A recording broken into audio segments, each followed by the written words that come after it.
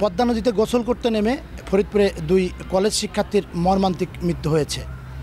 তামিম এবং মারুফ নামের এই 2 শিক্ষার্থী ফরিদপুর ইঞ্জিনিয়ারিং কলেজের ইলেকট্রিক্যাল এবং ইলেকট্রনিক্স ইঞ্জিনিয়ারিংয়ের প্রথম বর্ষের পড়ালেখা করত এবং তারা আজ বিকাল 3টার দিকে 6 বন্ধু মিলে পদ্মা নদীর ধলারমোড় এলাকায় তারা গোসল করতে নামে এবং গোসল করার এক পর্যায়ে যে শিক্ষার্থী তামিম সে কিন্তু পানিতে তলিয়ে যায় এবং তাকে উদ্ধারে মারুফ সহ তার অন্য যে বন্ধুরা ছিল তারা কিন্তু নদীতে তাকে উদ্ধার করতে নামে। ওই পারতে এলো হাতটা এই পাশে আসতে লাগছিল, আসার পরে এখান দিয়ে ঠিক আছে, পরে মনে করো 5 জন এই পারে উঠে আসছে, একজন হলো ওখানে পড়ে গেছে, পড়ে যাওয়ার পরে আরেকজন বলছে কি আমার বাঁচা, পরে আরেকজন বাঁচাইতে গেছে, সে হাত ধরে টান দিছে, পরে হ্যাঁ নিয়ে চলে গেছে। এই সেই কিন্তু এই ধলার মোড় এবং এই যে যেখানে আমি দাঁড়িয়ে আছি ঠিক এখানেই কিন্তু এই শিক্ষার্থী যে 6 জন তারা কিন্তু 6 জনই বন্ধু, তারা এই গোসল করতে নেমেছিলেন ঠিক এইখানটাই এই পানিতেই এবং গোসল করার মধ্যেই একজন যে তামিম সে কিন্তু এই পানিতেই গোসল করে ওই পারে যায়, ওই পার থেকে 7টি কিন্তু তারা ফিরে আসতেছিল এবং এখানেই কিন্তু ঠিক যে পানির যে স্রোতটা কিন্তু এখানে অনেক বেশি এবং ঠিক সেখানেই কিন্তু এই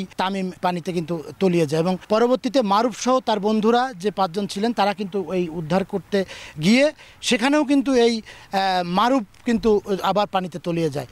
পরে তারা 4 জন পারে ফিরতে পারলেও মারুফ এবং তামিম তারা কিন্তু ঠিক এই জায়গার এই পানিতেই ঠিক তারা কিন্তু তলিয়ে যায়। নদীর পাড় থেকেই কিন্তু ওই যে 4 শিক্ষার্থী ছিল তারা কিন্তু ট্রিপল লাইনে ফোন দেয়। ট্রিপল লাইন আমাদের থানাকে জানালে থানা পুলিশ, কোতোয়ালি থানা পুলিশ এবং ফায়ার সার্ভিসের কর্মীরা দ্রুত এই ধলার মোড়ে পদ্মা নদীতে উপস্থিত হয়ে উদ্ধার কার্যক্রম পরিচালনা করে যে 2 জন পানিতে ডুবে গিয়েছিল সেই 2 জন ছাত্রকে উদ্ধার করতে সমর্থ হয়।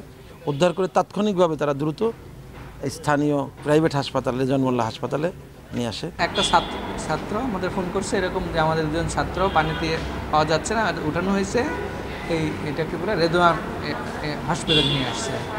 জানার পর আমরা সাথে সাথে শিক্ষকরা ইয়ে করে এখানে আসে, আমরা অটো নিয়ে চলে আসি।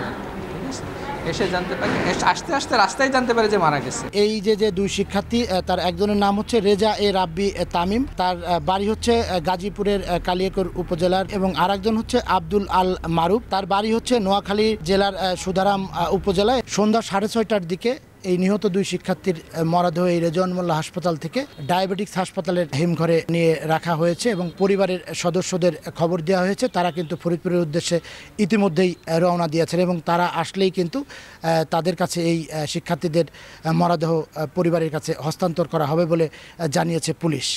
শিকদার সজল, সময় সংবাদ, ফরিদপুর।